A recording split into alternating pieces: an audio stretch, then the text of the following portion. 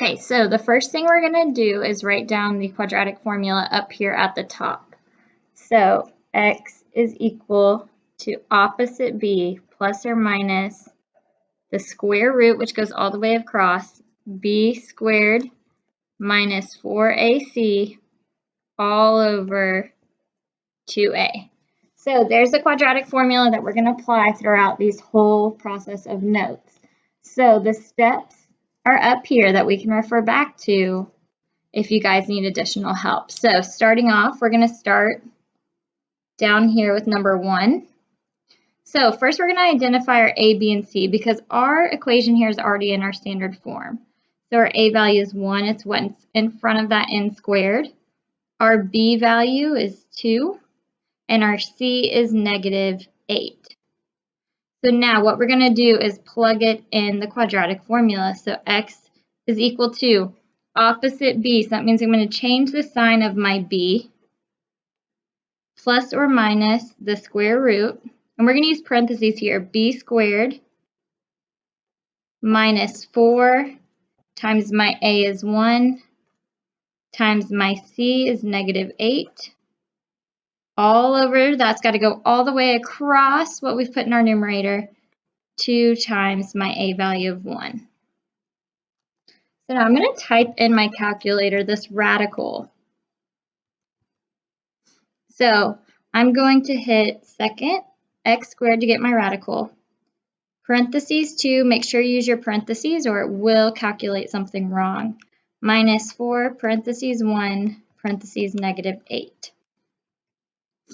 6. So I'm going to simplify. X is equal to -2 plus or minus. That now comes out of the radical 6 all over 2 times 1 is 2. So this is where I'm going to branch it into 2 separate equations. Because I have a plus or minus sign here, I got to split it into a positive. So -2 plus 6 over 2. And x is equal to -2 minus 6 over 2. Now, you can do that by hand, or if you struggle to make sure with your integers and your fractions, you can always type it in here. -2 plus 6 over 2, my first solution is 2. Again, I can double check it in here, -2 minus 6 over 2. The only thing changing there is my plus or my minus sign.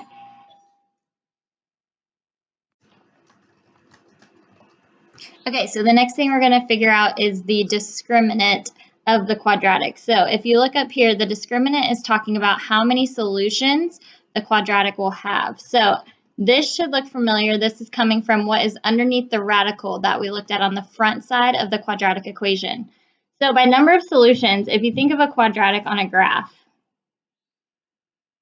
it could intersect your x-axis at 2 different places, which would show that there are 2 solutions to that certain quadratic. Or the vertex that we learned could be on the x-axis, which would show that there's only 1 solution. So here we have 2 zeros in our quadratic. Here we just have 1 place where it's intersecting our x-axis, which is all the number of solutions. Or our quadratic could be shifted up on our graph and fall above the x-axis, which means there are no solutions there because it's never intersecting our x-axis here. So when we find our discriminant, we can use this little key we're going to make up here to determine the number of solutions. So from our discriminant, we could get a positive answer. When we have a positive answer, that's going to show that there are 2 solutions to our quadratic. Or we could get a negative answer. If we have a negative answer, that's going to show that there is no solutions to our quadratic. Or we could get 0, and if we get 0, that means that there is 1 solution to our quadratic. So what we're going to focus on the whole time is looking at solving the discriminant. So we're going to use this b squared minus 4ac the whole time. All right, so looking at number 1, we're going to recognize our a, b, and c just like we did on the front side. So our a is in front of this x squared, so it's going to be 6. Our b is going to be negative 10. Make sure you use the sign in front there. And then our c is going to be negative 24. So we're going to plug in b squared minus 4ac. Make sure you don't use the radical like we did on the front side. So we have our b is negative 10 squared minus 4 times our a value, which is 6, times our c value, which is negative 24. Again, Okay, so now we're going to move down to the last part of our notes. I'm going to do 3 and 4 with you and leave 1 and 2 for you to do by yourself. So starting with number 3, we're going to identify our a, b, and c from the quadratic that's in standard form right here. So a is 9, our b is 12, and our c is 4. So to start, we're going to find our number of solutions using our discriminant, which is b squared minus 4ac. So I'm going to take my b, 12 squared minus 4 times my a, 9, times my c, 4. We're going to type that in the calculator here.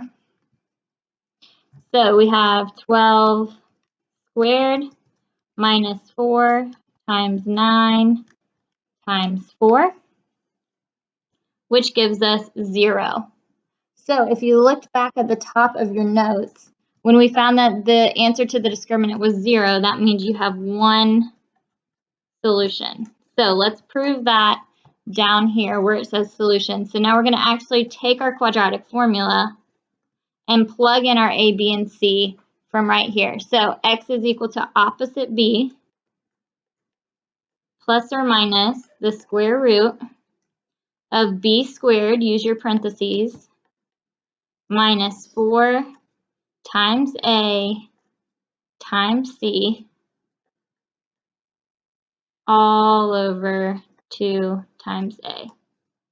So on the front side, we typed in what was under the radical, and then we simplified it down. So back here, what I'm going to show you is how to type in this entire quadratic formula into the calculator at one time.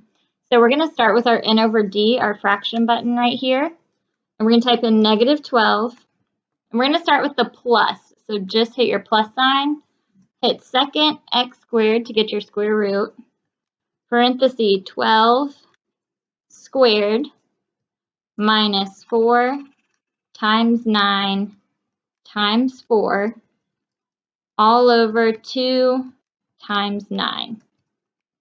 Hit enter. Your calculator should show you negative 2/3. Now, based off our discriminant, we should have only one solution. So I'm going to plug this in my calculator now with the subtraction sign to make sure we get that same solution here.